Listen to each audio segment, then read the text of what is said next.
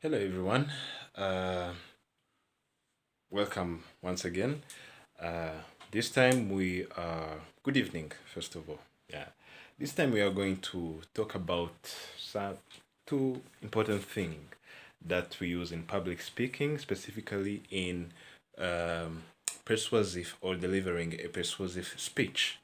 So, first of all, we are going to talk about the three modes that we use in persuasion, which is ethos, pathos, and logos. So we are going to define them and use some examples to understand them. So ethos is when the speaker appeals to the credibility in order to gain the audience trust. For example, this term, when we started to study the third term, we received a new teacher who of project design and scope. And in their presentation, we asked them. He presented himself. We didn't need to ask him anything. He presented himself. My name is X, and I'm going to teach you this lesson.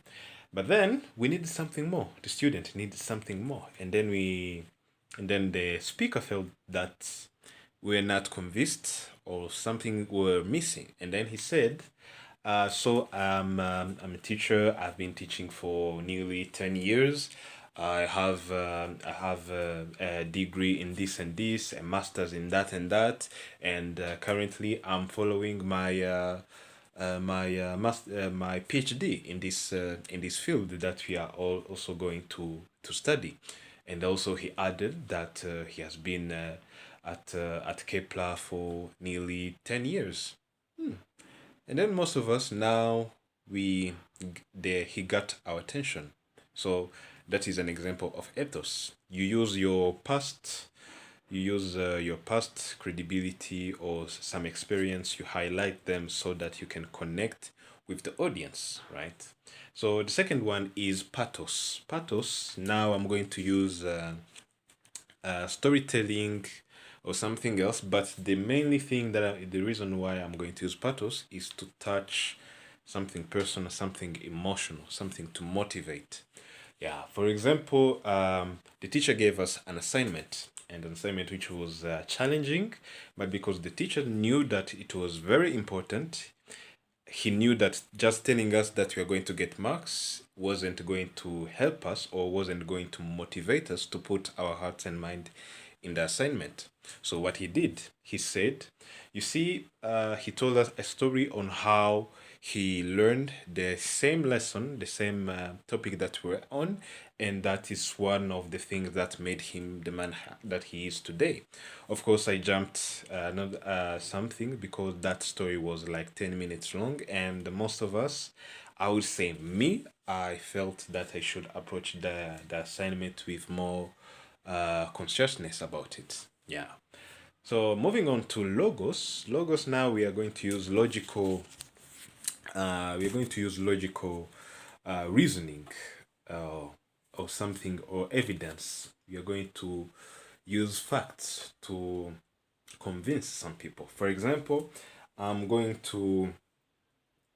For example, I'm delivering a speech about the high the raising rate of children on the street.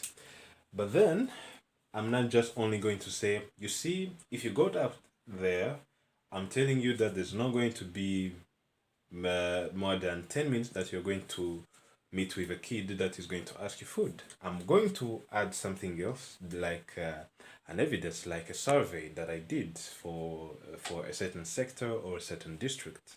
Yeah.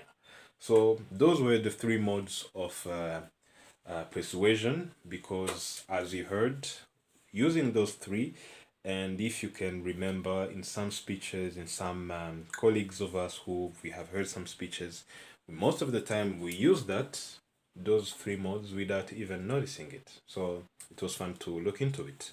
The next one is the next one is now we're going to go with the canons of rhetoric. So the five canons of rhetoric, they are not modes, but they are principles to deliver a memorable, uh, an impactful speech, a persuasive speech. So one of these canons, we discuss invention. Invention here, this principle touches to the point where we start to develop arguments, where we start to understand the topic, where we start to identify key messages, key message or key point that you're going to talk about. In this principle also touches on how we on the kind of topic that we're going to talk about. Without doing that, remember that we talked about the steps of delivering a speech. You can't know this without knowing your audience. Yeah, so this is how this invention affects this principle affect other things related to speeches. The other one comes with arrangement. Now, it doesn't mean only that we have contents. We also have to organize them. We also have to choose the one which are going to be impactful and which are also going to provide clarity. For example, I'm not going to talk. I'm not going to organize my contents, or I'm not going to deliver my contents to a group of teachers at Kepler in the same way as the students or my colleagues that we study with. It's going to be different, right? The third one is style. Style comes with language and expression.